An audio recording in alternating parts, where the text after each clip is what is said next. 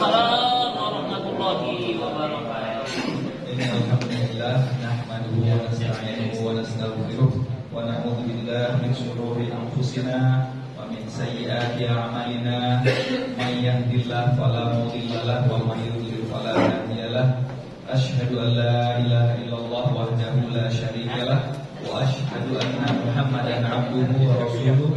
Allahumma shalli ala sayyidina Muhammad abdika wa nabiyyika wa rasulika nabiyil ummi wa ala alihi wa sahbihi wa sallimu taslima adada ma ahata bihi ilmuk wa khatta bihi qalamuk wa ahsahu kitabuk wa radallahu ma an sadatina Abi Bakar wa Umar wa Utsman wa Ali wa anis sahabati ajma'in wa anit tabi'in wa tabi'ihim bi ihsanin ila yaumiddin, amma ba'du. Atas nama Dewan Pengurus Pusat Hidayatullah, atas nama Sahabat Al-Aqsa, atas nama Pengurus Pusat Pemuda Hidayatullah, kami dengan segala kerendahan hati dan kesyukuran kepada Allah Subhanahu wa taala mengucapkan selamat datang dan berterima kasih atas perkenan Bapak-bapak, Ibu-ibu sekalian untuk hadir dalam sebuah acara mentadaburi peristiwa yang sebenarnya sudah terjadi lama, 12 tahun yang lalu, tetapi masih segar dalam ingatan kita, dan mudah-mudahan pada hari ini kita tidak bertujuan untuk bernostalgia, tetapi memetik hikmah sebanyak-banyaknya untuk kita serahkan kepada generasi penerus menjadi semangat untuk bermujahadah lebih baik lagi daripada kita. Untuk menambah keberkahan perjumpaan kita pada hari ini, mari kita mulai majelis yang mudah-mudahan diridhoi oleh Allah ini dengan membaca suratul Fatihah. A'udzubillahi minasyaitonir rajim. Imran ayat 169 sampai ayat 174 akan dibawakan oleh akhuna Surya Fahrizal Ginting yang 12 tahun yang lalu mendapat rezeki dari Allah, ditembak oleh tentara Israel di kapal Mafi Marmara. Kepada saudara Surya Fahrizal yang sekarang menjadi wartawan kantor berita Anadolu Agency, pada beliau dipersilakan.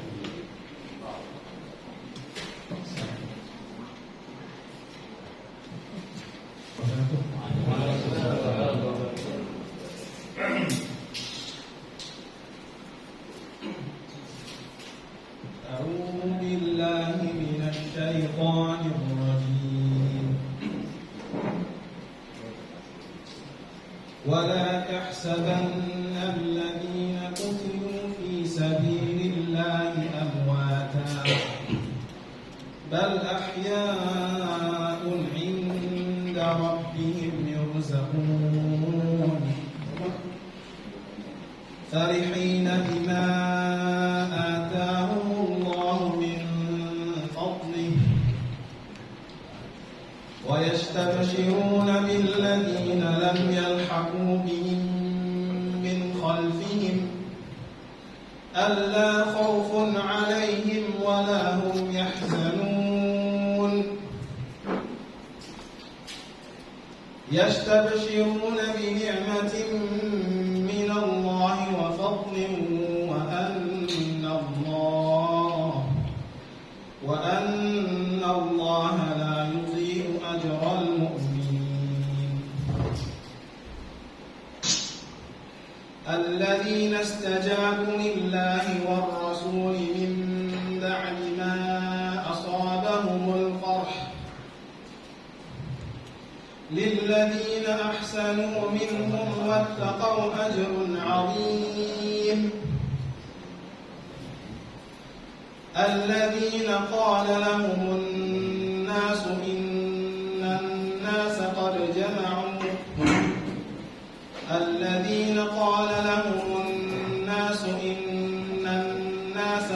جمعوا لكم فاخشوهم فزادهم إيمانا وقالوا حسبنا الله ونعم الوكيل فانقلبوا بنعمة من الله وفضل لم يمسسهم سوء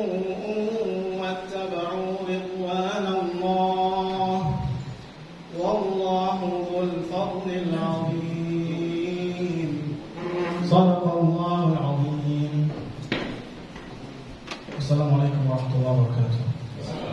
Dengan nama Allah yang Maha Pengasih, Maha Penyayang. Janganlah kalian mengira bahwa orang-orang yang berbunuh di jalan Allah itu mati.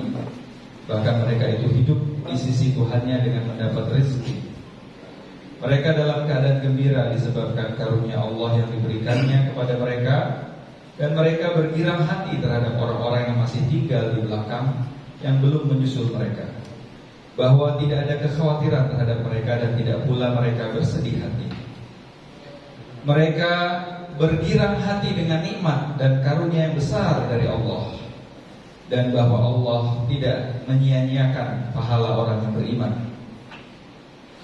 yaitu orang-orang yang mentaati perintah Allah dan Rasul-Nya sesudah mereka mendapat luka dalam perang Uhud.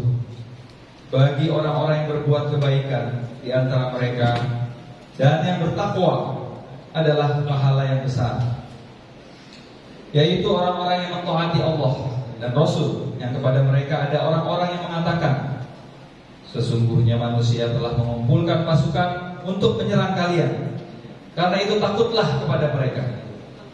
Maka perkataan itu menambah keimanan mereka dan menjawab, cukuplah Allah menjadi penolong kami dan Allah sebaik-baik pelindung.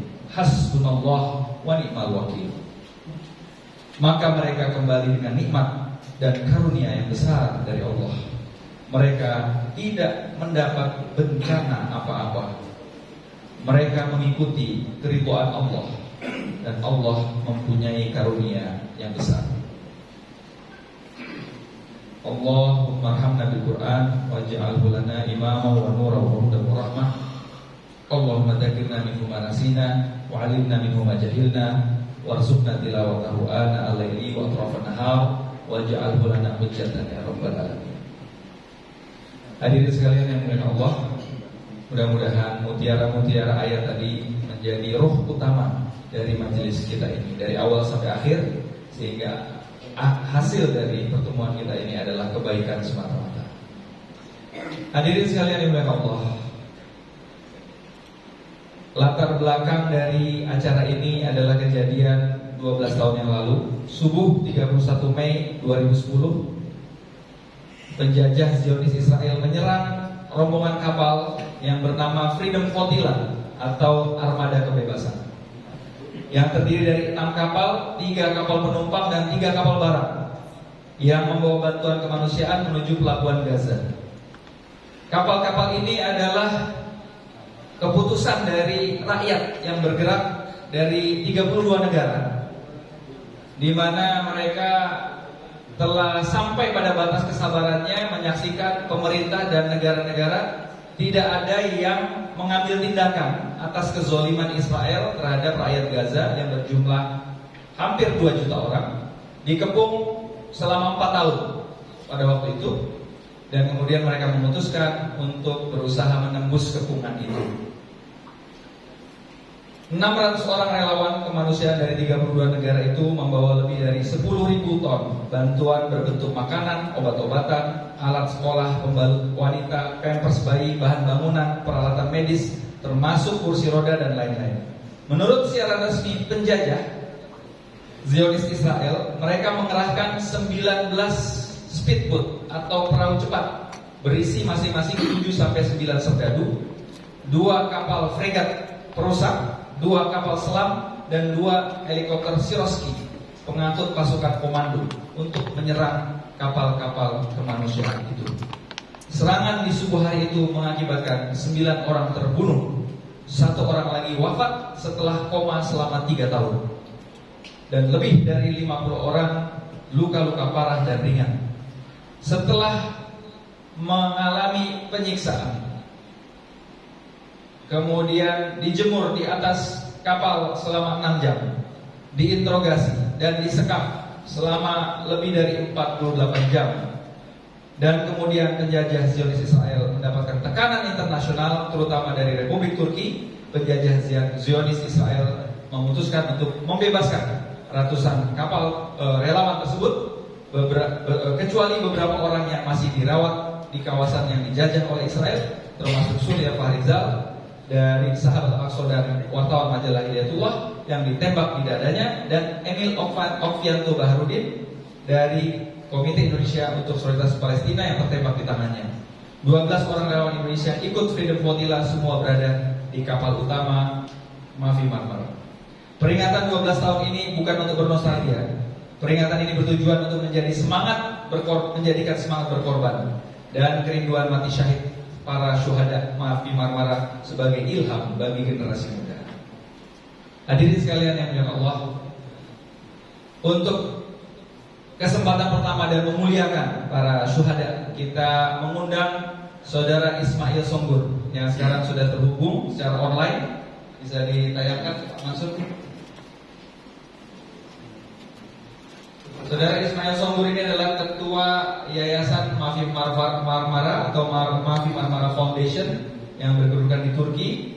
Ayah beliau, Allah yarham asyahid, insyaallah Cengiz Songgur adalah salah satu dari 10 orang syuhada Mavi Marmara. Sudah masuk belum tadi ke Zoom? Sudah. Oke.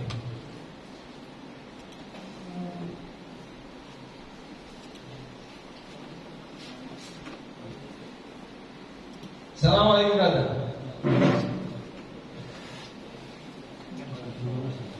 Would you like to please turn on the voice, please, the volume, the microphone? I think. Okay. It's on already. It's on already. Okay. Can you see the? Can we right now? Yeah, we are now. Yes, I can see. Yes. Okay. Please, this is your time to talk. Please. Alright. Assalamu alaikum again. Jazakumullah khair, all the brothers and sisters joining for this program, for this wonderful event.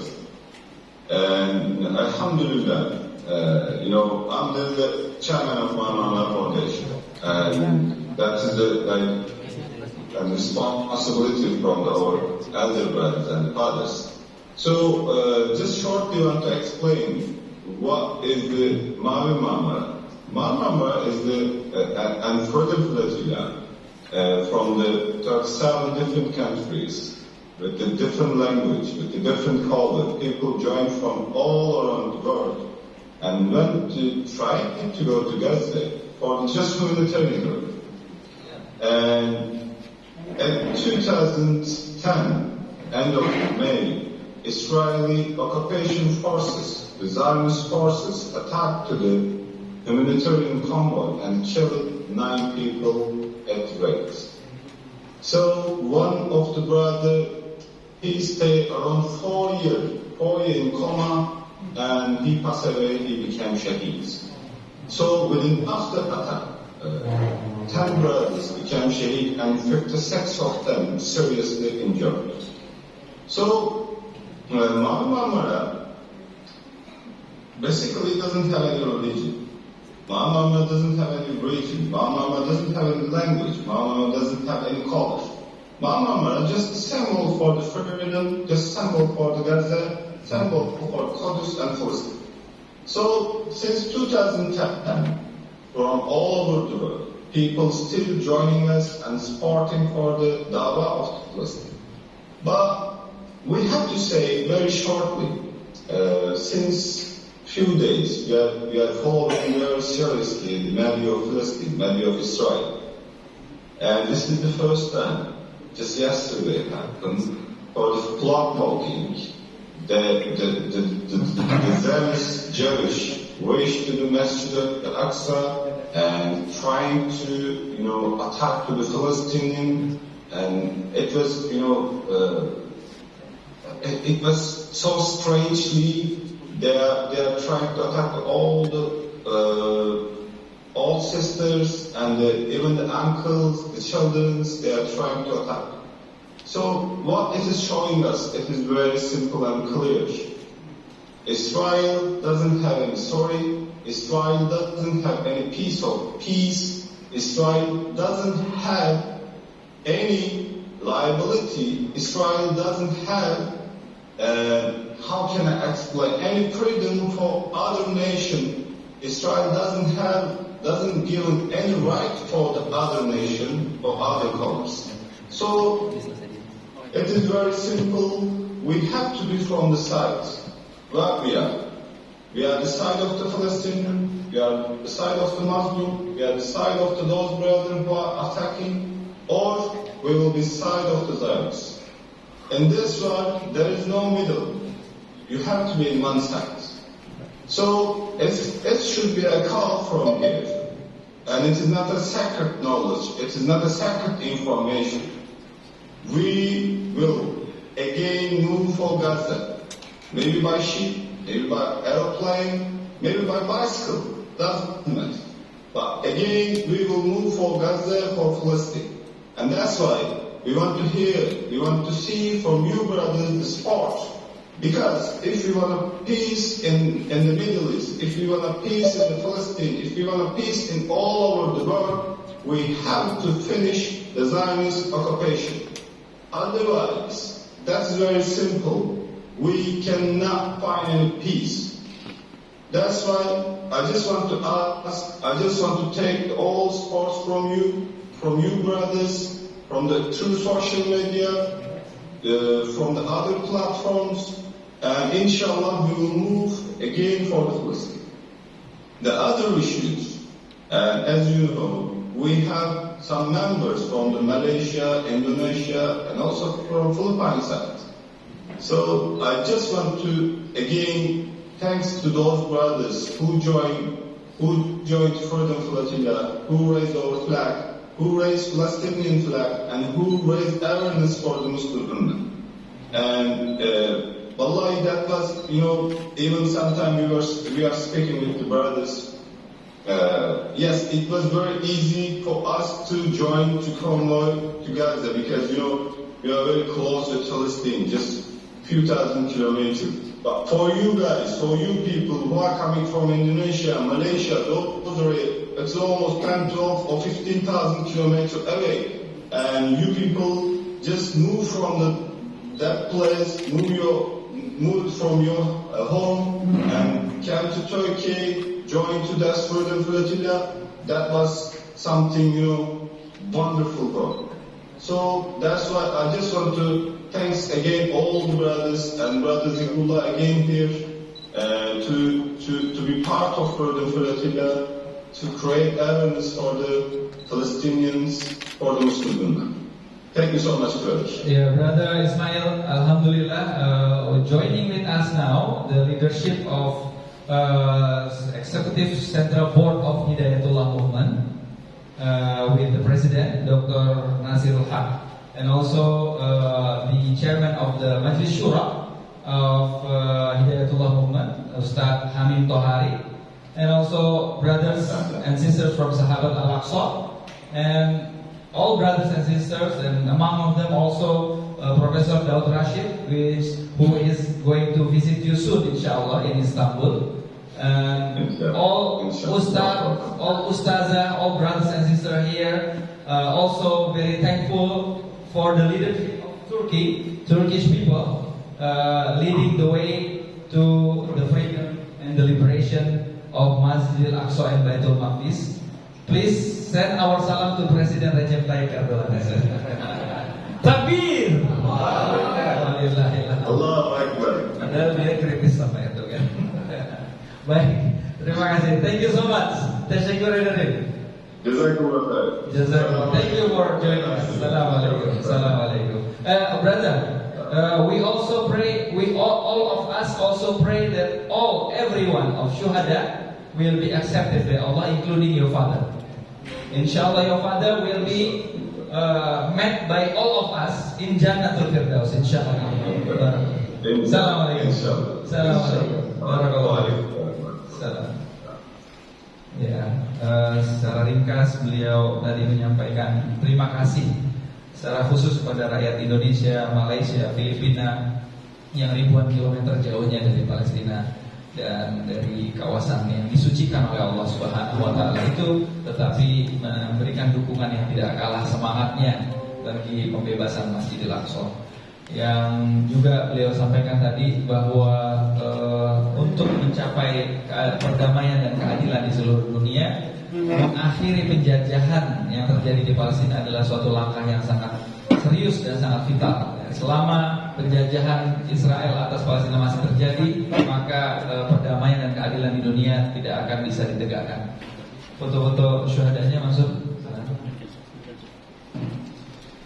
Hadirin bapak-bapak, ibu-ibu sekalian yang dimuliakan Allah, sebelum kita memasuki beberapa kalimat penting dari para hadirin yang paling afdol di antara kita, saya mohon izin agar salah satu saudari kita, Mbak Neno Warisma, membacakan beberapa puisi. Kepada Mbak Neno dipersilakan.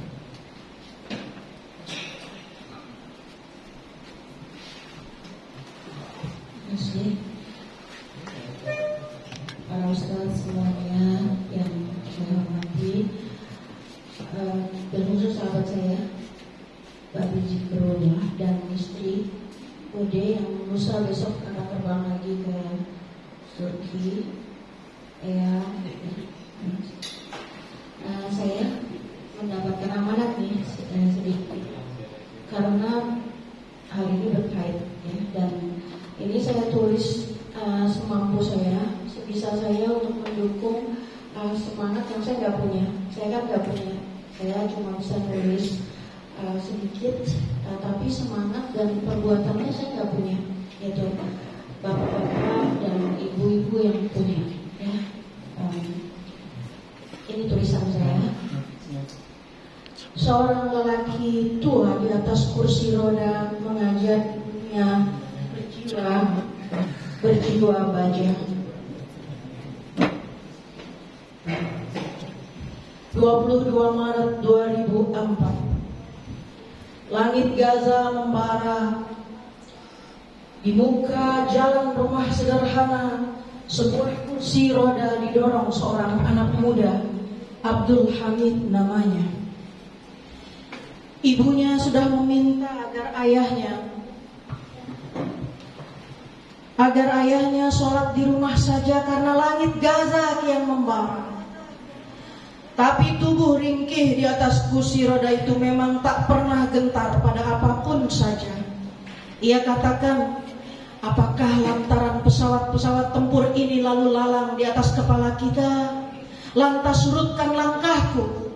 Sedang berpuluh-puluh tahun waktu usiaku hanya merindu kematian syahid. Jika datang malam ini akan kusambut. Sepanjang malam langit Gaza hingar-bingar, tapi lelaki tua 67 tahun di atas kursi rodanya di Masjid Al-Mujamma Al-Islami, geming ia, khusyuk ia. Dalam rakaat sholat malam tak putus sampai waktu sahur tiba. Tak salah Allah memilihnya 40 tahun sebelum malam itu. Ialah yang menggerakkan tarbiyah pertama, sekumpulan pejuang yang menyintai tanah air mereka Palestina, dan berdirilah Hamas, yang oleh karena itulah lelaki tua itu di kursi roda itu 22 Maret 2004. Selepas ia sahur subuh itu, didorong putranya bersama para jamaah keluar dari masjid, dan hanya 200 meter saja 3 roket Zionis ditembakkan pada tubuh lelaki tua di atas kursi roda. Zionis laknatullah mengirimkan 3 roket pembunuh yang membuyarkan daging-daging dan tulang-tulang manusia, hanya untuk menghabisi seorang tua yang lembut dan penyayang yang duduk didorong di atas kursi roda oleh anaknya. Syekh Yasin rahimahumullah berpulang sebagai syahid di tanah Gaza, di sudut Sabra. Pagi dini syahid bersamanya 9 syuhada dan lebih dari 200.000 orang menghantarkan dirinya yang mulia. Hari ini 12 tahun sejak peristiwa Freedom Fortilla, 32 negara tergabung dalam ekspedisi Mavi Marmara ditembaki, dan mata dunia hanya menatap sempurna pada para pejuang pembawa bantuan kemanusiaan. Dan hari ini kita mengingat, kita menyatat, kita bertekad, jika engkau adalah para pejuang muda, pembebas Al-Aqsa, maka tetaplah di jantungmu semangat baja dan perlawanan tak ada akhirnya, tak ada duanya dari Syekh Yasin rahimahumullah, yang segenap hidupnya hanyalah pesona keteladanan, kecintaan kepada Islam, kepada perjuangan, kepada baginda Rasulullah Muhammad sallallahu alaihi wasallam. Syekh Yasin adalah pupuk subur bagi lahirnya gelombang generasi baru pejuang muda yang menembus batas dunia dan alam semesta. Dan Palestina dan Masjidil Aqsa, tanah terjajah akan merdeka pada hari yang Allah sendiri yang akan tentukan waktu kemenangannya. Dan itu pasti, itu janji Allah Rabbul Izzati. Jika engkau adalah bagian dari kepedulian atas kemerdekaan yang menjadi hak setiap bangsa, dan penjajahan di atas dunia harus dihapuskan karena tidak sesuai dengan peri kemanusiaan dan peri keadilan, maka berdirilah di barisan Jundullah dan sematkan darah Syekh Yasin di nadi perjuangan yang tak boleh terhenti sampai Al-Aqsa dibebaskan, sampai Palestina mendekat, sampai Palestina merdeka, sampai rakyat Palestina bebas dari penjajahan, sampai semesta raya bertakbir atas kemenangan yang dirindukan oleh setiap hati yang tak bisa dibeli oleh manisnya dusta para penguasa dunia yang membiarkan rakyat Palestina menderita berpuluh-puluh tahun lamanya. Dan hati-hati yang tak pernah berhenti merindukan surga dan mati syahid sebagai pembela pembebas Masjidil Aqsa, dan terus berbuat bagai akar-akar yang diam namun merambat, menguat, mengepung kezaliman dengan kebaikan, kemuliaan, kesetiaan, kasih sayang, dan memproses perjuangan panjang keadilan bagi Palestina dan pembebasan Masjidil Aqsa dengan harta, dengan waktu, dengan pikiran, dengan perasaan, dengan jaringan, dengan jiwa dan raga. Di sini kita berikrar kembali. Takbir, Allah takbir, takbir.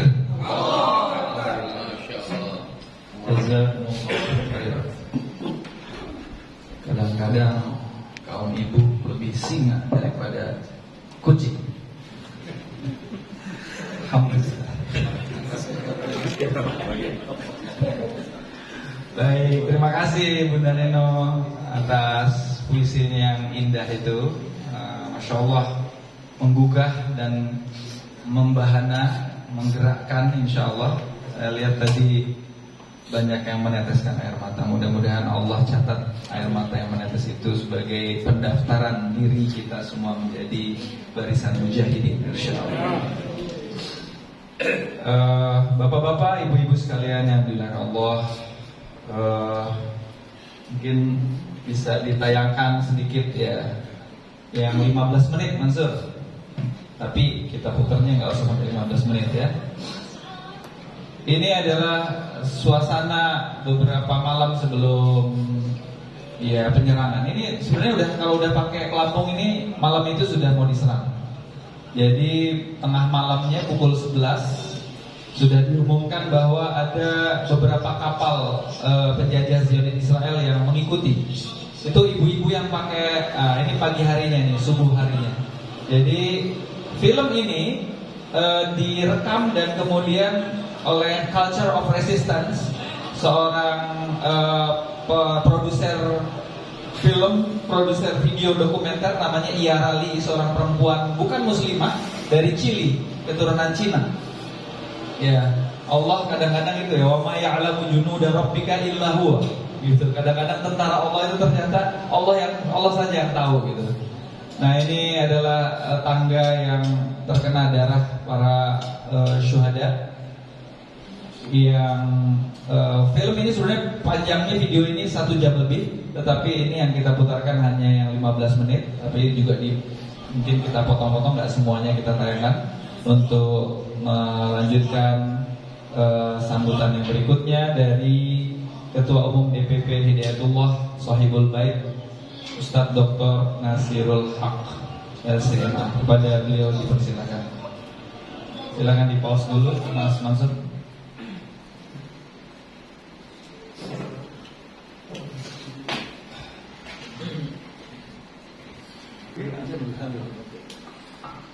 Bismillahirrahmanirrahim. Assalamualaikum warahmatullahi wabarakatuh. Alhamdulillahirabbil alamin wa afdhalus salati wa tammu taslim ala afdhalil khalqi wa kamil rusul Muhammadin wa ala alihi wa sahbihi wa man ihtada bi hadihi ila yaumiddin. Amma ba'd. Alhamdulillah kita bersyukur kepada Allah Subhanahu wa taala pada siang hari ini kita bersama-sama mendapatkan spirit motivasi dan insyaallah akan menunjukkan doa terbaik untuk para syuhada Mafi Marmara yang kami hormati Ashabul Fadilah, Ketua Dewan Pertimbangan Hidayatullah, beserta seluruh pengurus tingkat pusat yang hadir dari Dewan Mudzakarah, Dewan Murabi dan IPP, Syekhuna Al-Fadil Dr. Rashid, Profesor. Oh, Masya Allah, Al-Ustaz Dr. Dr. Rashid Hafizahullah, ibu-ibu yang saya tidak bisa sebutkan namanya, orang tua kita, punya ada mbaknya juga ya, dan rekan-rekan dari Sahabatul Aqsa ya, Mbak Abi beserta seluruh krunya ya, dan ikhwah sekalian wal akhwat rahimakumullah.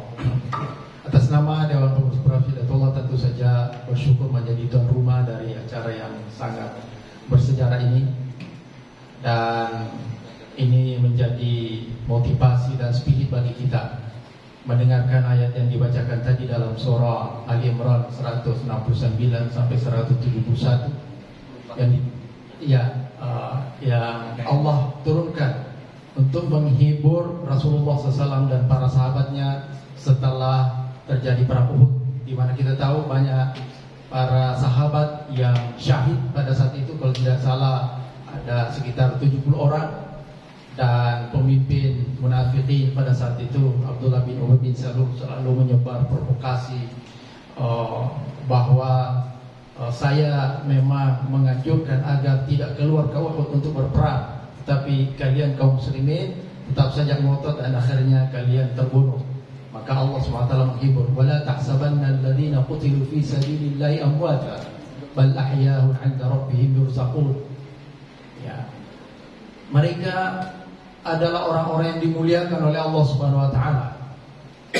Mati di dunia ini tapi pada hakikatnya mereka hidup.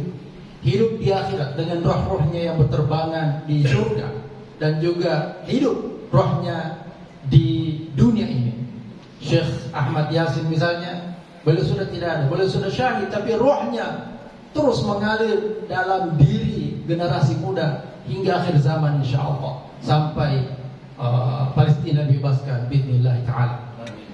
Oh sekalian, Allah benar-benar menghibur, wala tahsabanna alladhina qutilu fi sabilillah bal ahya'un 'inda rabbihim yurzaqun farihina bima atahum Allah min fadlih.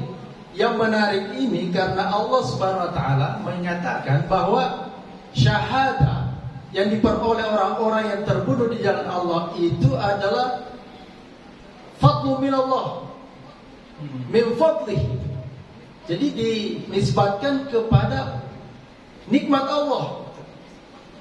Dan yang namanya fadl itu tidak semua orang mendapatkannya, hanya orang-orang yang dipilih oleh Allah Subhanahu wa taala. Wa yastabshiruna bil ladzina lam yalhaqu bihim alla khaufun 'alaihim wa lahum yahzanun. Dan yang menariknya lagi bahwa mereka yang telah syahid di jalan Allah Subhanahu wa taala kepingin untuk selalu memberikan berita gembira, motivasi kepada para mujahid di belakang mereka yang belum ditakdirkan untuk syahid, alla khaufun 'alaihim, agar mereka tidak takut berjumpa dengan Allah Subhanahu wa taala di akhirat kelak. Walahum yahzanun, dan jangan sampai ada rasa sedih, rasa takut sedikit pun menghadapi berbagai macam ujian dan tantangan dalam perjuangan membela agama Allah Subhanahu wa taala. Kemudian nanti di akhir ayat itu lagi dilanjutkan, yastabshiruna bi ni'matin minallahi wa fadlin. Diulang lagi bahwa mereka senantiasa bergembira dan ingin menyampaikan berita gembira itu kepada orang-orang di belakang mereka, ya, atas nikmat dan karunia yang Allah berikan kepada mereka. Dan inilah yang membedakan orang-orang beriman biasa dengan orang yang syahid di jalan Allah Subhanahu wa taala.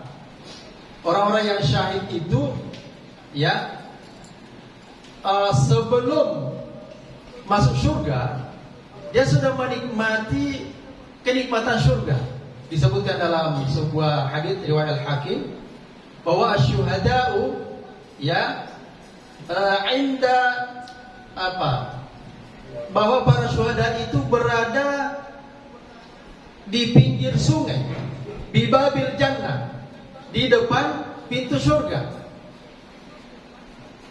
Yakhruju ilaihim rizquhum, keluar kepada mereka rezeki mereka. Ya. Bukratau wa asyiyah, pagi dan sore. Jadi kalau orang-orang beriman biasa, ya, mereka akan menikmati segala kenikmatan surga itu setelah masuk surga. Kalau para syuhada ini, mereka akan menikmati itu sejak dia wafat. Sejak dia wafat itu. Jadi sebelum masuk surga sudah menikmati. Masya Allah. Dan tidak ada kematian yang diinginkan berulang-ulang kecuali orang yang mati syahid. Orang mati syahid itu kepingin berulang kali, kalau bisa setiap hari lah kembali ke dunia ini berjuang mati syahid lagi.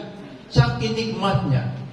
Bahwa sekalian mungkin kalau kita diperlihatkan betapa nikmatnya asyhada itu, kayaknya kita tidak tenang ya. Ya melihat kondisi dan nasib umat ya, sebagaimana yang kita saksikan sekarang ini. Tetapi hidayatullah ya memaknai jihad itu secara umum badlul juhdi fi nasri dinil Islam, mencurahkan segala potensi untuk membela agama Allah Subhanahu wa taala. Lahan jihad kita di hidayatullah adalah tarbiyah dan dakwah. Kita pahami bahwa sesungguhnya tujuan utama daripada jihad itu adalah mengajak manusia kembali kepada Allah Subhanahu wa taala, apapun bentuknya, termasuk dalam bentuk qital jika itu dibutuhkan. Dan kita tahu juga bahwa perintah jihad itu diturunkan oleh Allah SWT sejak di Mekah. Ketika umat Islam masih lemah, dan bentuk jihad pada saat itu adalah mendakwakan Quran. Bahkan disebutkan wala tuti'al kafirina wajahidhum bihi jihadan kabira. Oleh Ibnu Abbas dikatakan bahwa jihadan kabira yang dimasukkan di situ wajahidhum bihi adalah mendakwakan Quran. Maka insyaallah kita ini adalah pejuang-pejuang Quran, membangun peradaban Islam melalui tarbiyah dan dakwah. Maka apapun yang kita lakukan dalam konteks berjuang secara jama'i, maka insyaallah kematian kita adalah terhitung syahadah fi sabilillah insyaallah. Allahumma rzuqna syahadata fi sabilik wa amitna syuhada. Hadanallahu wa iyyakum ajma'in. Assalamualaikum warahmatullahi wabarakatuh. Waalaikumsalam warahmatullahi wabarakatuh. Jazakumullah ahsanal jazaa. Mudah-mudahan tadabbur surah Ali Imran ayat 174 tadi menjadi bekal kita tambahan ya, untuk hidup fi zilalil Quran insyaallah. Menurut jadwal di sini yang berikutnya adalah sahabat saya Santi Sukanto, Direktur ISA, Institut Al-Aqsa untuk Riset Perdamaian, diharapkan menjelaskan penjelasannya. Tetapi tadi beliau menyampaikan keberatan karena di sini ada orang berilmu di antara kita, katanya beliau. Jadi Santi minta kesediaannya Profesor Daud Rashid Harun Sitorus, kata Ustaz Ihsan Tanjung, Sitorus Terang, orangnya Sitorus Terang. Maka beliau ini sebenarnya kami undang kemari untuk bersilaturahim, karena insya Allah dalam waktu dekat akan melakukan perjalanan dan bersilaturahim dengan para ulama Turkistan Uighur di Istanbul. Biar kita saling bertukar informasi. Kebetulan bersama dengan acara ini rupanya rezeki kita di sini untuk mendengarkan beberapa tausiah dari beliau. Setuju ya kira-kira Bapak-bapak ya? Setuju. Pada Profesor Daud Rashid yang baru saja dikukuhkan sebagai guru besar di Universitas Islam Negeri Syarif Hidayatullah dan Universitas Asy-Syafi'iyah, kita persilahkan. Alhamdulillah wa sallallahu wa sallam ala Rasulillah wa ala alihi wa sahbihi wa mawalah amma ba'du. Ikhwani wa akhwati fillah, syukur alhamdulillah kita dikumpulkan Allah dalam keadaan sehat walafiat, ala imanin wa Islam. Mudah-mudahan pertemuan kita ini dia meninggalkan bekas dan kesan di dalam hati kita, dan insyaallah kita tidak lupakan. Tidak ada yang signifikan yang ingin saya sampaikan. Sudah tadi mendengar bagaimana pengalaman teman-teman di kapal, ya. Mereka telah mendahului kita dalam perjuangan. Mudah-mudahan mereka ditulis Allah sebagai syuhada indahu. Kemudian begitu juga khususnya Hidayatullah sebagai ormas yang telah banyak berbuat untuk umat dan dakwah, baik dalam pendidikan, tarbiyah, dakwah. Mudah-mudahan kader-kader yang lahir dari Hidayatullah ini adalah kader-kader mujahidin di kulli zamanin wa makan. Saya tadi disinggung sedikit bahwa ya memang baru saja saya ini mendapatkan ataupun diberikan kita sebut ada guru-guru besar, namun perjuangan ini cukup lama. Bahkan saya merasa sepertinya ada usaha supaya saya tidak mendapatkan guru besar itu. Segala persyaratan sudah dicukupkan, namun ada saja yang mutaati, kadang-kadang tidak masuk akal. Ya. Tapi kalau sudah tertulis inna Allah, apa yang Allah kehendaki itulah yang terjadi. Nah, alhamdulillah. Namun bagi saya ini adalah sebuah amanah baru, di mana amanah ini menuntut konsekuensi, amanah ilmu. Kita tahu di dalam hadis dikatakan tidak akan bergerak kaki anak Adam di hari kiamat sampai ditanya tentang 4 perkara. Subhanallah. Ya. Tidak akan bergerak kaki anak Adam di hadapan Allah sampai ditanya tentang 4 perkara. Yang pertama tentang umurnya, kemana dia habiskan. Kemudian tentang masa mudanya, syababihi fima ablah, kemana dia habiskan masa mudanya itu, karena masa muda adalah masa potensi, masa potensial untuk jihad dan beramal. Kemudian yang ketiga akan ditanya Allah tentang hartanya, dari mana dia mendapatkannya dan untuk apa dia gunakan harta itu. Dan yang keempat inilah yang menggetarkan jantung saya, an ilmihi fima yaqdi fihi, tentang ilmunya, apa yang dia lakukan terhadap ilmunya. Karena banyak orang berilmu tetapi tidak menjalankan konsekuensi dari ilmunya, bahkan cenderung yaktumu ilmah, dia sembunyikan ilmunya. Dia tahu bahwa sesuatu itu haram, tetapi dia tidak mengatakan itu haram. Dan inilah fenomena sekarang, cari aman. Ya.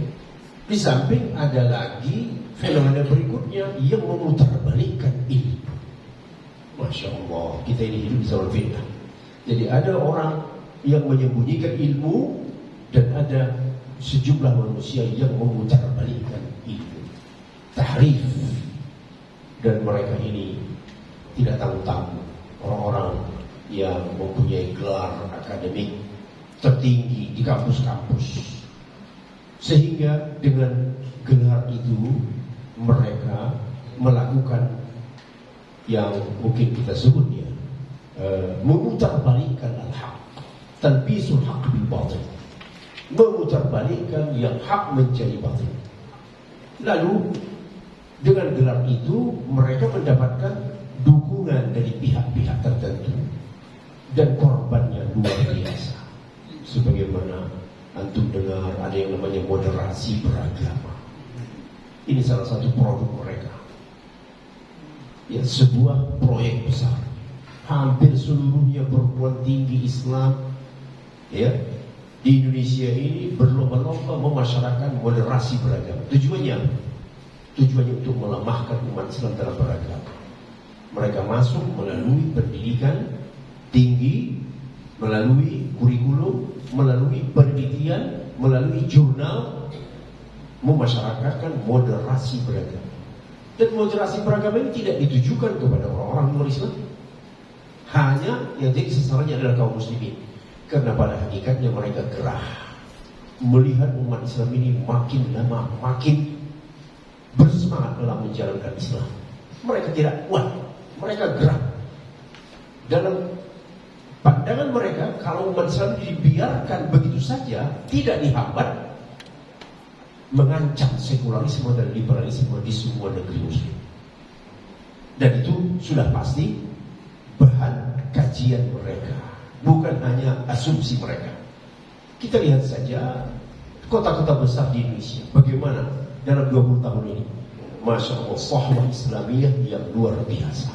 Ini kalau tidak dihambat, akan apa yang menjadi cita-cita kaum muslimin, tegaknya Islam di bumi kaum muslimin akan menjadi sebuah kenyataan. Dan itu sangat tidak disukai oleh mereka. Jadi berbagai cara untuk membelokkan kaum muslimin melalui isu-isu yang mereka usung, ada yang namanya moderasi beragama. Seolah-olah umat Islam ini semuanya berpikir sempit, kan begitu? Seolah kaum muslimin ini tidak mengenal apa yang dikatakan al-wasatiyah. Padahal sumber wasatiyah itu agama kita. Kamu tidak perlu mengajari kami al-wasatiyah. Kamu tidak perlu mengajari kami tasamuh, karena kami dari agama kami sudah lebih dahulu mengetahui apa yang namanya tasamuh yang benar itu.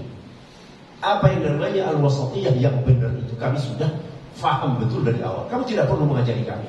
Akan tetapi sebuah isu yang dikemas tetapi tujuannya adalah untuk menghancurkan Islam. Jadi wasatiyah yang mereka pahami adalah bagaimana kaum muslimin ini tidak menjalankan agamanya secara konsekuen. Karena menjalankan agama secara konsekuen itu adalah merupakan ancaman bagi sekularisme di mana-mana. Mudah-mudahan inilah yang saya bisa sampaikan. Aqulu qouli hadza wa astaghfirullah. Wassalamualaikum warahmatullahi wabarakatuh. Waalaikumsalam Ustaz. Mudah-mudahan pesan yang sangat kuat tadi juga sangat relevan juga dengan perjuangan semesta untuk menegakkan keadilan dimanapun berada, khususnya di Baitul Maqdis. Karena pengalaman para relawan di kapal Mafi Marmara itu menunjukkan bahwa memang Bani Israel maupun Ahlul Batil itu memang sangat ahli memutar balik ilmu dan fakta ya. Jadi 600 orang relawan di kapal Mafi Marmara dan kawan-kawannya itu setelah ditangkap, diborgol, disiksa, dibawa, diseret ke pelabuhan Ashdod, diinterogasi, kemudian disuruh menandatangan surat.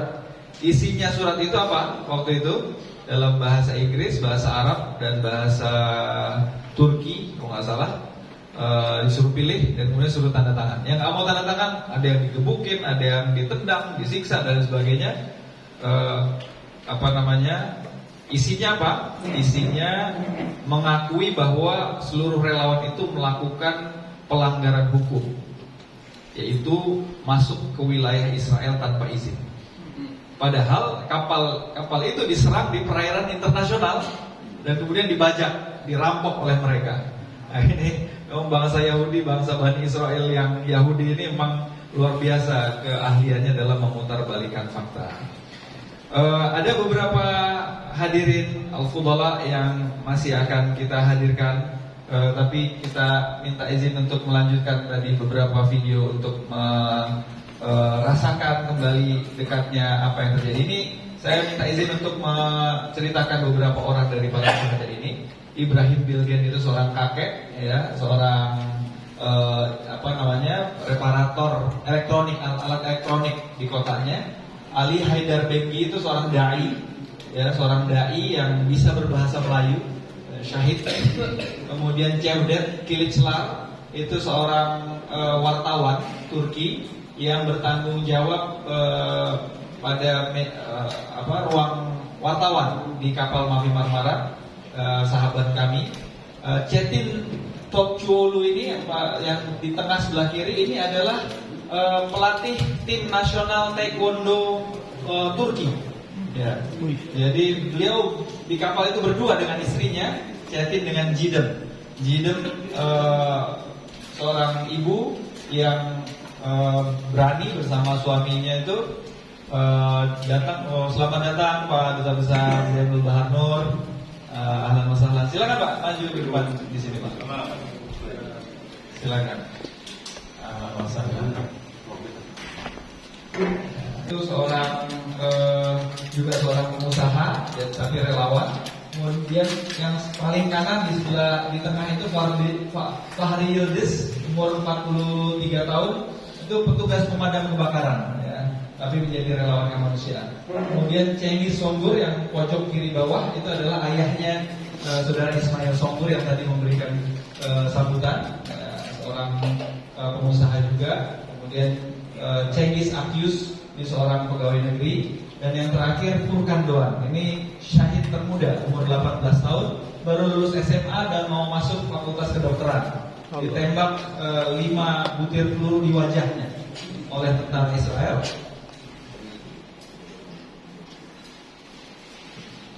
Dari jarak yang sangat dekat, ya. Dan hanya beberapa jam sebelum dia syahid, ya kemudian catatannya itu ditemukan oleh para relawan. Dia menulis surat yang sangat indah sekali. Dia tuliskan adalah, di dunia ini hanya ada 2 yang indah, kata beliau. Yang pertama adalah pada saat setiap kali aku melihat wajah ibu. Dan yang kedua adalah pada saat nanti Allah mengizinkanku melihat wajahnya melalui syahadah. Maka beberapa jam sesudah catatan harian itu dituliskan, Allah memenuhi keinginannya, ya, untuk mendapatkan syahid. Masya Allah. Mudah-mudahan Allah terima syahadahnya. Pak Duta Besar, karena Duta Besar itu jabatan jabatan seumur hidup, ya, meskipun sudah pensiun. Pak Duta Besar Zainul Bahar Nur ini pada saat yang sama adalah direktur utama pertama Bank Syariah pertama di Indonesia, ya, Bank Muamalat. Dulu tahun-tahun 80-an kami reporter yang selalu mewawancarai beliau sebagai narasumber. Ustaz Hamid hari ini pemimpin redaksi kami dulu Pak. Dan ini salah satu wartawannya baru datang juga ini dulu, namanya Pak Fadlizon. Selamat datang Pak Fadlizon, Ketua Badan Kerjasama Antar Parlemen Dewan Perwakilan Rakyat Indonesia. Ya. Baik, Bapak dan Ibu sekalian yang Allah, ketika peristiwa Mavi Marmara terjadi, Pak Zainul Bahar Nur waktu itu adalah Duta Besar Republik Indonesia luar biasa berkuasa penuh di Amman, Yordania, untuk Kerajaan Hashimiyah Yordan. Dan beliaulah yang diberi tanggung jawab oleh Presiden Susilo Bambang Yudhoyono untuk melakukan segala hal untuk segera bisa mengeluarkan kami dari penjara Israel waktu itu. Para relawan Indonesia yang jumlahnya 12 orang, kemudian karena Indonesia tidak punya hubungan diplomatik dengan Israel, maka yang membantu usaha diplomasi di lapangan waktu itu adalah diplomat Yordan, ya. Dan kemudian dengan izin Allah kita dari 600 orang relawan itu ada sekitar 200 orang yang dari negara yang tidak ada hubungannya dengan Israel, dan kemudian dikeluarkan, dievakuasi ke Yordan, dan di King Hussein Bridge itu disambut oleh beliau. Apa yang waktu itu terjadi dan bagaimana hikmahnya, bagaimana semangat, ya, diplomasi Indonesia ini akan dilanjutkan oleh diplomat-diplomat Indonesia untuk kemerdekaan Baitul Maqdis dan Palestina. Kita berikan kesempatan ini langsung kepada Pak Zainul Bahar Nur. Pada Pak Zainul Bahar Nur, langsung nggak apa-apa ya. Yang muda dulu kata Pak Fadli. Yang muda dulu.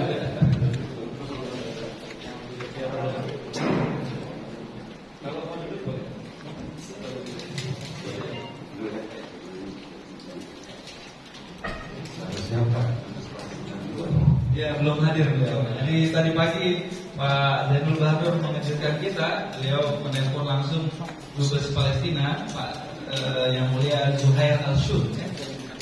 Beliau sudah 3-4 tahun yang bertugas di sini, dan atas telepon beliau katanya hari ini akan hadir juga di tengah-tengah kita. Maka nanti kita tunggu kehadiran, mudah-mudahan lancar. Pada Pak Zainul Bahadur, silakan. Insya Allah sehat terus Pak. Sehat.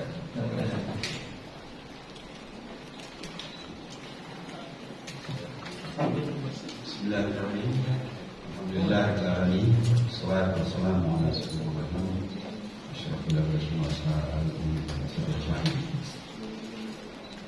Dan sangat saya dan berhormati bahwa ada Ustaz-Ustaz negara ini bersama dari Hidayatullah. Saya dulu merasa tak kenal Ustaz Manak. Sekali beliau sudah berbeda.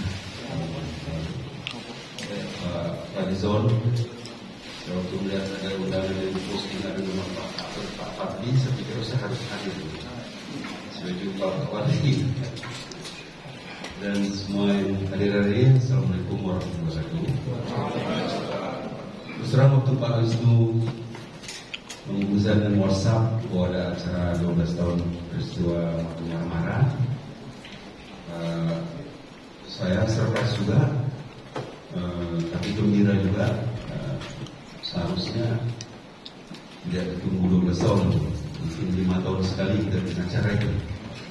Bagi saya, sebagai seorang yang ditunjuk oleh Presiden SBY dan Pak JK menjadi kepala perwakilan Republik Indonesia di Amman, itu salah satu peristiwa yang saya anggap cukup luar biasa juga.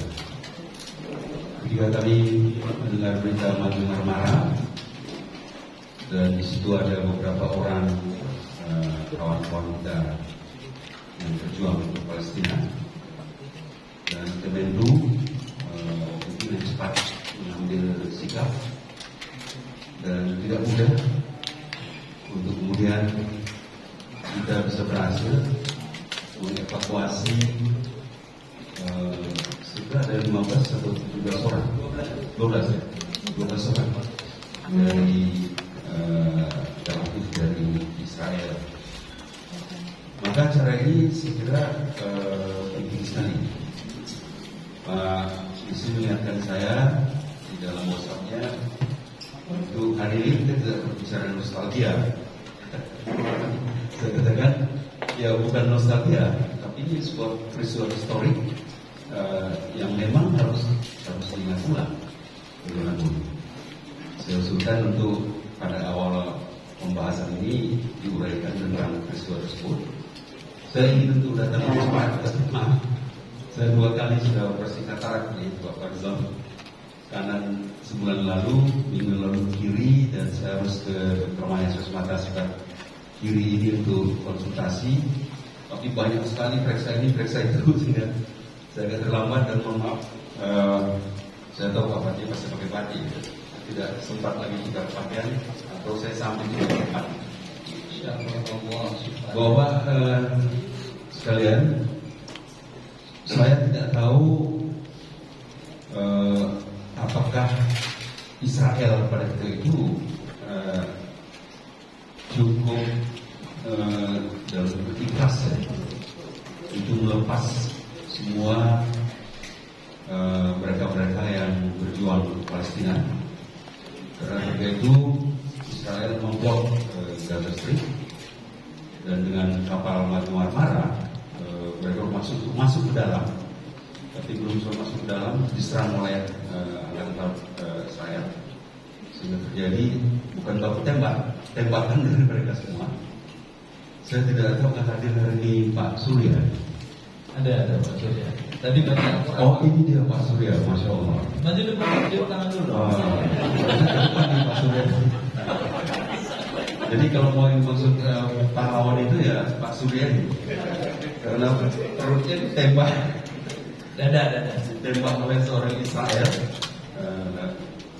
Dan kemudian dalam evakuasi itu maka dikatakan keikhlasan atau keikhlasan dalam tanda kutip itu karena kalau diriwayatkan lagi itu perjalanan dari kota Tel Aviv atau kota manapun mereka dipenjarakan itu tidak terjauh ke Pak Wilson pernah ke ini kan di Hussein Bridge kan, perbatasan itu tidak terjauh. Tapi termasuk saya menunggu 2 hari lebih tuh Pak. Saya tidak tahu riwayatnya, perlu riwayatkan lagi Pak. Saya dengar mereka itu membawa bis itu kemana-mana dulu, berhenti di mana. Sehingga dalam masa itu tidak kurang 2 kali Presiden SBY itu menelpon saya Pak Wilson. Sebab peristiwa ini peristiwa yang cukup mengkocak juga. Apa yang disuai Pak Wilson dalam WhatsApp-nya, hendaknya kita membahas sekarang bagaimana cara kita melanjutkan perjuangan dari para syuhada 10 orang itu terkait dengan Israel, dengan pendudukan Palestina saat ini. Ya mungkin baik kita bicarakan, tetapi saya kira nanti Pak Fadli lebih banyak menguraikan itu dalam hal politik luar negeri dan sebagainya. Kita tidak akan bisa melakukan suatu tindakan yang fisik atau militer atau apapun. Salah satu yang bisa dilakukan itu memang pressure dari penduduk negara Islam terutama. Maka peristiwa hari ini sangat penting Pak. Saya tidak minta izin pada Bapak, tapi saya mengajak Pak Yudi untuk membawa beberapa wartawan. Ada beberapa orang wartawan yang hadir nih Pak Yudi, supaya yang biasa meliput Basnas Pak. Oh iya. Supaya bisa mengekspos ini, mudah-mudahan terekspos betul. Allahu Akbar. Dan setelah ini kalau ada kata kita mau membuat peringatan tiap tahun, dan di sini ya, tidak apa-apa Pak, asal tidak pula setuju Pak. Jadi pressure semacam ini harus terus, dan saya kira momen saat ini memang tepat sekali pada ketika semua tentara Israel mencoba menembak Al-Aqsa, menembaki baru lagi minggu lalu seorang anak kecil yang ditembak mati. Banyak sekali penderitaan di sana. Saya beberapa kali ke Palestina, pernah juga pergi ke sana.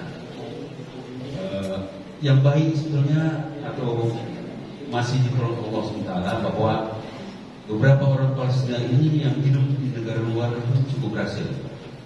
Kalau dikata tidak ada transfer dana dari mereka yang diaspora di negara lain, itu berat sekali. Bantuan-bantuan dari banyak negara tentu mengalir terus dari waktu ke waktu. Jadi Pak itu menunjukkan, karena saya sudah di Basnas Pak 2020-2025. Sebelumnya seperti tahu saya bersama Pak Profesor Bambang Sudjo, ketua, jadi saya periode kedua. Dari Basnas pun ini bantuan ke Palestina itu cukup ada. Saya tidak bisa melihat cukup banyak. Sebab akan ada paham, akan ada pandangan kita bahwa zakat di suatu tempat hanya untuk didistribusikan di tempat yang sama. Jadi secara proporsional kita membantu pengungsi Palestina. Umpamanya 2 tahun lalu kita mendirikan klinik mata untuk pengungsi Palestina yang ada di perbatasan antara Jordania dengan Syria. Kita juga membantu melalui umroh itu untuk pendidikan. Bahasa juga melakukan zakat musaki yang segera cukup pantas juga melalui Jordan Hashemite Humanitarian Committee. Hari ini saya katakan kepada Pak Wisnu, saya pikir apa lagi bisa dilakukan Basnas dalam hubungan makin marah-marah ini. Karena satu di antara kawan-kawan kita yang memang luar biasa cemasnya pada ketika itu, terus sudah diuraikan tadi bagaimana serangan itu terjadi. Video itu berkali-kali diputar ketika itu. Saya pun berkali-kali juga diwawancarai kecemasan yang kemudian membuat Pak Surya tertembak, saya pikir ini tepat sekali kalau sekiranya Basnas memberi perhatian juga terhadap semua upaya perjuangan berpihak pada kemerdekaan Palestina penuh itu, dengan menunjukkan simpati pada beberapa kawan yang sudah berupaya hebatnya melakukan banyak hal. Tapi persiapan pembangunan juga tidak sebentar juga. Pergi ke Turki dari beberapa negara, di sana naik kapal, berangkat lagi dengan kapal tersebut. Sehingga hari ini Pak Surya, kalau Pak Surya tidak keberatan, tadi saya bicara dengan Profesor Dr. Muhammad, menyampaikan betapa ini salah satu dari bagian perjuangan, dan kita harus juga memperhatikan perjuangan itu. Karena Pak Surya salah satu yang memang jadi korban dalam tanda kutip pada itu. Kalau boleh Pak Surya Suruh maju ke depan. Silakan Pak Surya maju ke depan dulu ya. Saya baru ingat lagi rupanya Pak Surya ini ginting juga di berjuang-juang. Berjuang-juang. Di sini ada Profesor Dr. Rasid Sito Rustera. Oh iya. Jadi kalau Pak Surya tidak keberatan, maka saya bicara dengan Pak Prof. Muhammad tadi, beliau membaca uraian saya, telepon beliau sebut lanjutkan. Dan kalau Pak Surya tidak keberatan, kalau dikata Basnas Ananda beliau pertama. Tapi Pak Yudi, ya. Jadi ini hadiah dari Basnas ya, dari masyarakat Indonesia untuk relawan Indonesia. Surya Marizal Ginting tadi diputuskan secara mendadak oleh Basnas, Badan Amil Zakat Nasional, untuk Abdul Bar Surya Ginting. Takbir. Yang dikasih tahu cuma saya sendiri. Kejutan buat Surya dan keluarganya, mewakili seluruh relawan ya. Alhamdulillah. Belum. Dia nggak perlu bicara Pak. Coba buka dadanya ya. Terima kasih. Salam Mama Bos. ya saya rasa Pak Surya belum terdengar riwayat beliau ini. Saya tidak tahu kebenarannya, nanti Pak Surya akan bicara. Sebab beliau dioperasi di Israel Pak, dalam tembakan itu, dan dia nggak sembuh. Kemudian waktu keaman, beliau dengan ambulans sendiri, dan beliau kemudian yang lain tinggal di satu tempat, beliau di rumah sakit, dan beliau pulang juga masih dalam perawatan. Kalau nanti Pak Surya ceritakan, saya jadi membuat versi saya sendiri Pak. Ketika di RSPAD beliau itu dioperasi, saya dengar sayup-sayup itu di dalam masih ada sisa metal. Atau benarkan tidak ada. Sehingga saya menafsirkan sendiri, ini mungkin metal ini ditaruh oleh orang Israel untuk melacak. Jadi perlu untuk Pak Surya. Iya, insyaallah. Ini sudah azan asar Pak. Ya, saya kira itu saja Pak. Selamat pada rekan semua sekarang dokter sehat. Dulu pernah datang wakil dari kawan-kawan seseorang itu, ada acara di Wisma Indonesia. Wakil pernah wakil di Wisma Indonesia pernah.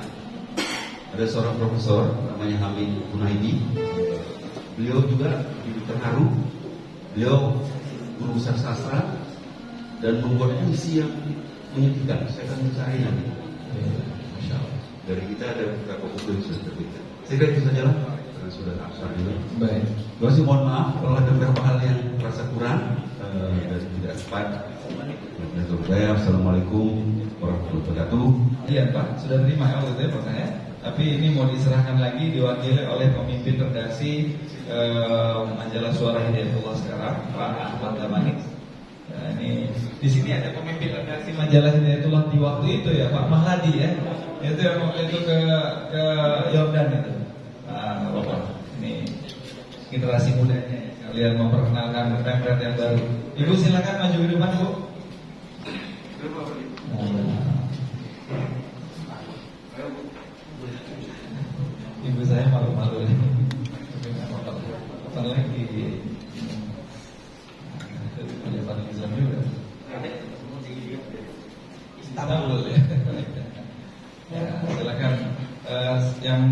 yang dua, yang satu diserahkan oleh Pak. Ini Pak Ladi, silakan maju ke depan Pak Ladi. Nah, Pak Amin tadi, Amin. Angkat dia Pak.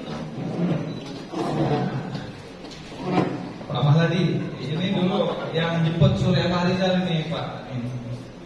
Nah, jauh-jauh ke Yordan jemput Surya, Masya Allah. Iya, silakan.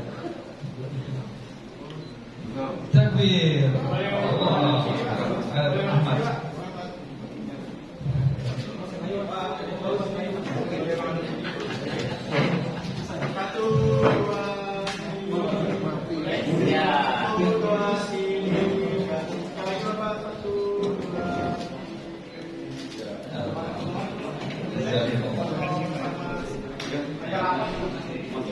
Mat. Baik.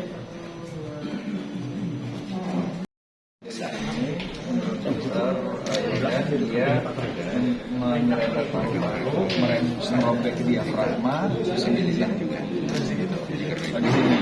Nah, waktu dari kapal itu dokter cari mana pelurunya nggak ketemu kan?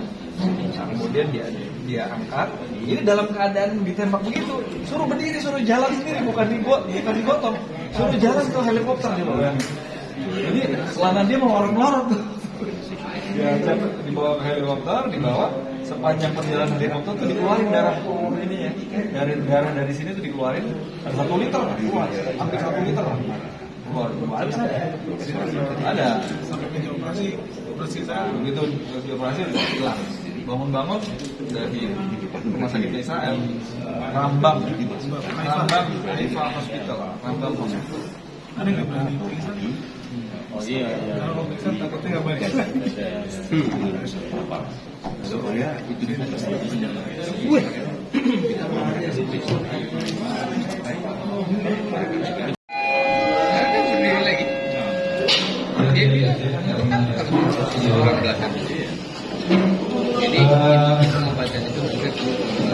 Ini adalah detik-detik di mana satu demi satu relawan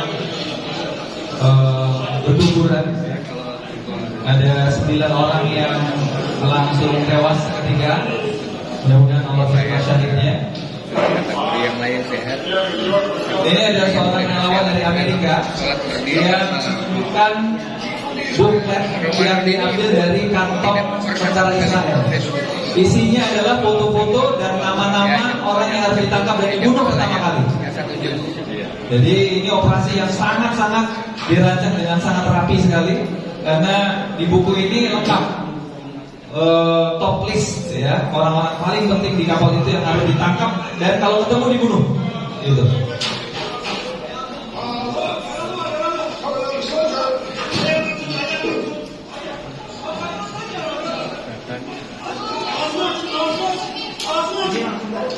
Ini langsung apa?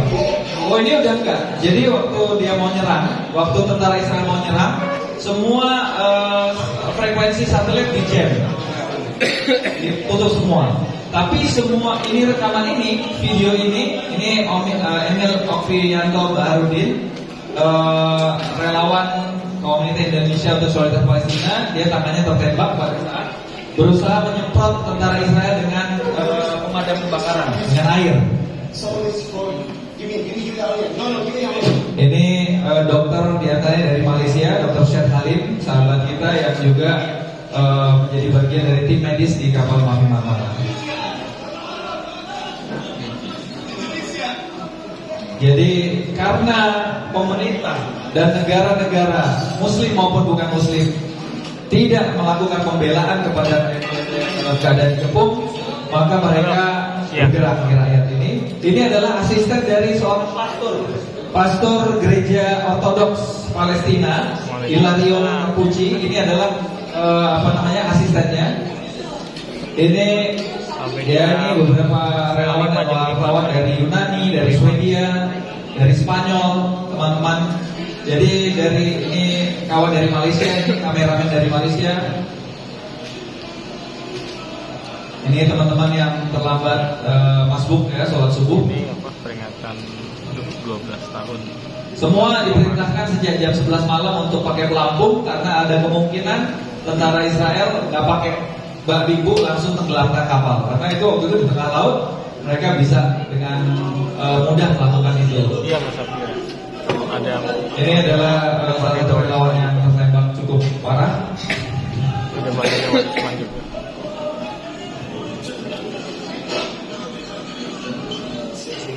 Oh, mungkin. Ini di ruang wartawan.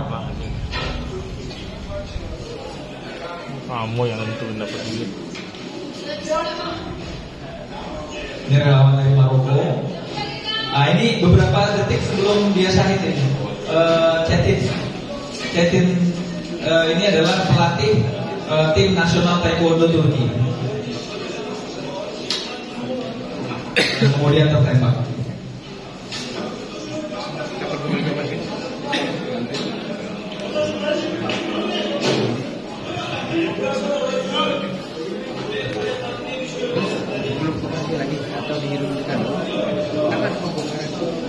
Nah itu yang dikerumunin itu adalah Surya Fahrizal. Surya bisa maju di depan Sur, biar kenalan sama Dubes Palestinanya Sur. His Excellency,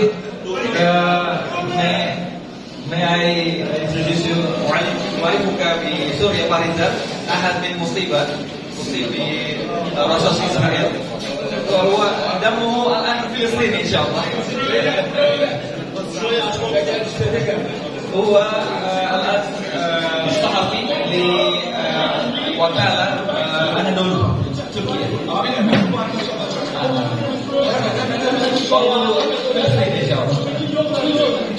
Ya, ini Umur, ayah dari Ismail Sabri yang tadi memberikan memberikan sambutan. Ya, di dadanya sudah ini.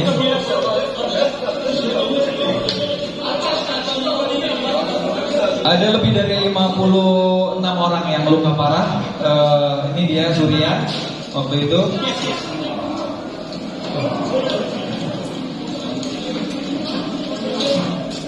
Satu langkah lagi dia syahid, tapi rupanya Allah belum mengizinkan supaya masih bisa beramal soleh insyaallah. Syahidul hayy insyaallah. Ya Dr. Muhammad.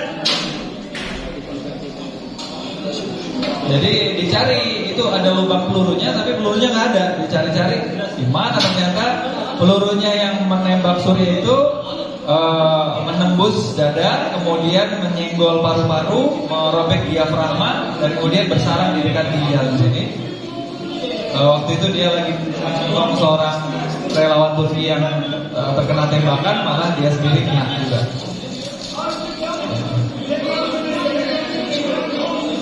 Ini Hanan Zohbi, anggota parlemen Arab. Ini dari Uighur, Abdul Ahad Abdurrahman. Ini ada jenazah Cevdet Kılıçlar. Ini adalah wartawan Turki yang di kepalanya cuma ada satu titik begini, tapi otaknya terbongkar di belakang. Mudah-mudahan Allah terima syahadah.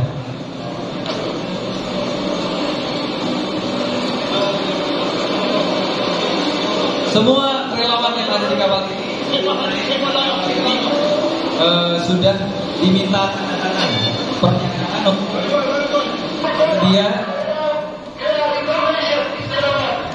dia menerima semua resiko termasuk syahid, ya, dan juga bersedia untuk taat kepada kepemimpinan kafilah Freedom Flotilla.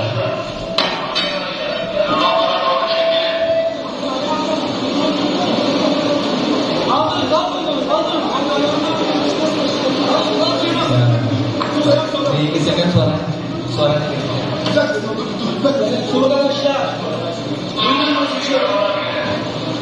Jadi 19 speedboat yang mengepung 2 kapal selam, 2 kapal perusak, dan 2 helikopter komando. Tanpa ada senjata yang dibawa sama sekali. Ya, sebenarnya kalau dilihat dari titik perairannya kapal ini masih berada di perairan internasional. Itulah yang menyebabkan seluruh dunia marah, karena menyerang kapal sipil di perairan internasional.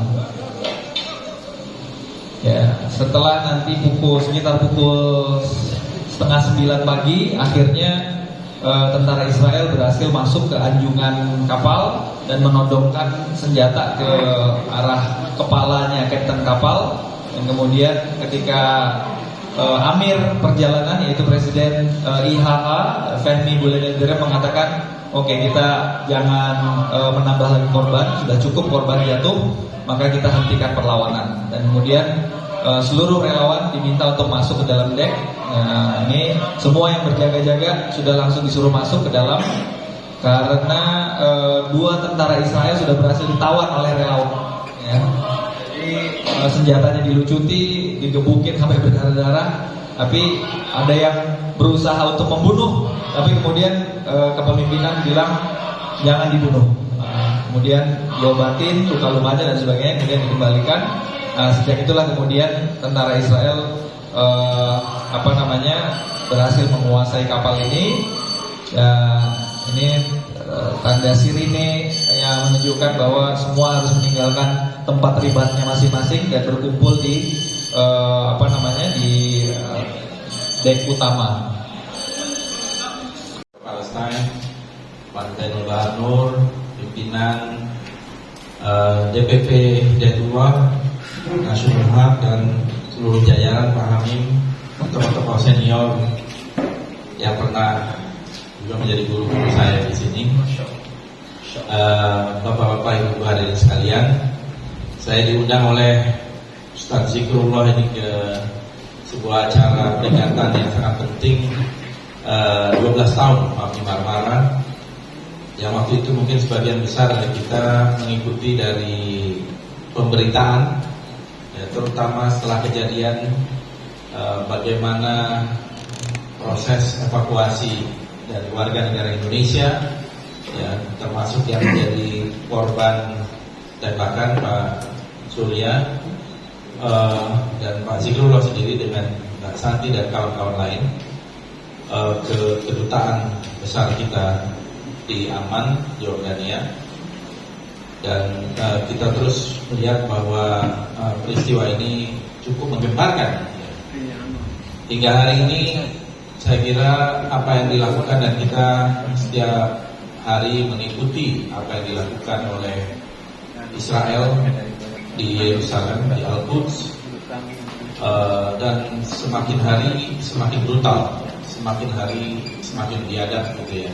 Kalau kita menyaksikan pemberitaan-pemberitaan hari-hari ini, kemarin, semalam, dan seterusnya, dan masih terus berlangsung, dan kelihatan kita tidak mempunyai sebuah cara yang mudah untuk menghentikan tindak kebrutalan Israel ini dalam menangani hukum internasional yang sudah diputuskan oleh banyak resolusi Dewan Keamanan PBB, oleh resolusi-resolusi di Majelis Umum PBB, dan begitu juga peraturan-peraturan lain yang dilanggar, termasuk memindahkan ibu kota ke Yerusalem, dan juga sekarang mereka memasuki Al-Quds.